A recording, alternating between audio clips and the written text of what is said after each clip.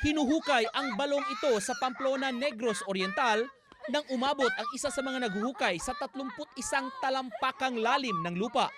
Ayon sa investigasyon ng pulisya, nahirapan siyang huminga noon. Nasa taas noon ang isa niyang kasama at dali-daling bumaba para tulungan siya.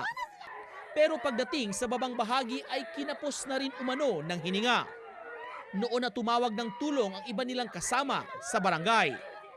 Sinubukan pang i-revive ng mga responding rescuer ang mga biktima pero hindi na sila nailigtas.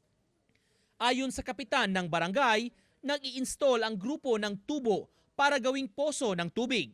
Pero hindi umakyat ang tubig, kaya bumaba sila para kunin ang nakabara sa tubo. Pero itinanggi ng kapitan na hindi nakahinga ang dalawa. Nagpapatulong lang umano ang unang biktima.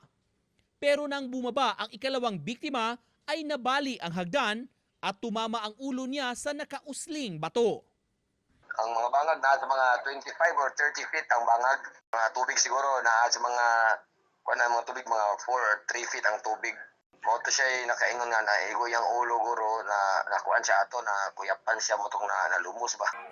Nawalan siya ng malay at nabagsakan na ang isang biktima.